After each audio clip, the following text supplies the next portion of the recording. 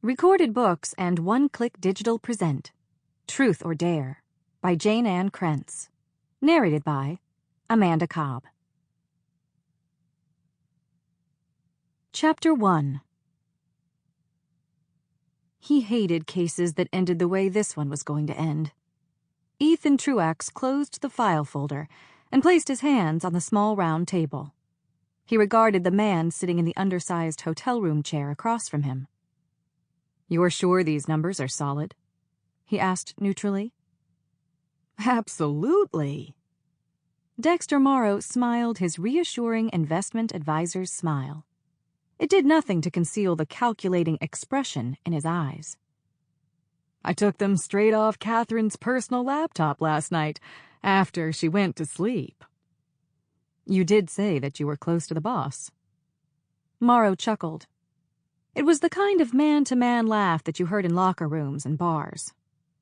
"Real close. I can tell you from personal experience that she's almost as good in bed as she is at running her company."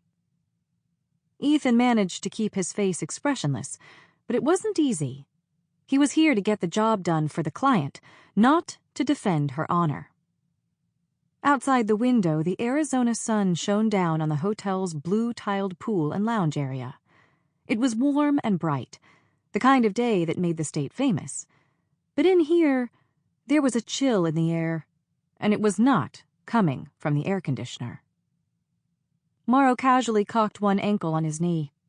The collar of his pricey, cream-colored polo shirt was edged with a thin black stripe. The shirt complemented the designer-label trousers and Euro leather loafers. A gold Swiss watch gleamed on his wrist. Dexter Morrow had it made. He worked in a plush office, played golf in the middle of the week, and entertained his clients in expensive places, such as the Desert View Country Club. He was a winner here in Whispering Springs. Ethan was about to take it all away from him. "All right," Ethan said quietly, more than ready for the endgame. "We've got a deal." Morrow glanced at the aluminum-sided suitcase that sat on the floor beside Ethan's chair. "You brought the cash?" "Small bills, as agreed." Ethan reached down, grasped the handle of the suitcase, and shoved it across the carpet toward Morrow. In a world where money could be transferred around the globe in the blink of an eye with computers, hard cash in a suitcase was still the transfer method of choice for those who didn't want to leave any electronic tracks for the feds or the SEC to uncover. Morrow picked up the suitcase and hoisted it onto the table. Ethan could tell that he was trying to appear cool, but he wasn't doing a very good job of it. Morrow's fingers shook a little when he unsnapped the locks. The guy was excited. Morrow raised the lid and looked at the stacks of neatly banded bills. Near feverish anticipation radiated from him in heavy waves that, in another man, might have been mistaken for a sick lust. "You want to count it?" Ethan asked softly. "That would take too long. I've got to get back to the office. I don't want anyone to start asking questions." Morrow reached into the suitcase. "I'll just do a random check."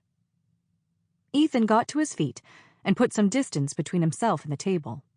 You never knew how a man would react when he realized he'd been cornered. Morrow riffled through a stack of crisply cut blank paper, bundled beneath the single real $20 bill. For a couple of seconds, he didn't appear to understand what had happened. Then, comprehension struck. His tanned face flushed a dark red. He swung around to face Ethan. "What the hell is going on here?" he snarled. The bathroom door opened. Catherine Compton walked out. "I was just about to ask you the same question, Dex," she said. Her voice was flat with controlled anger. Her handsome features were tight and drawn. "But that would be a waste of time, wouldn't it? I already know the answer. You just tried to sell those confidential bid figures to Mr. Truax." Something that might have been panic flickered across Morrow's face. "He said his name was Williams." "It's Truax," Ethan said.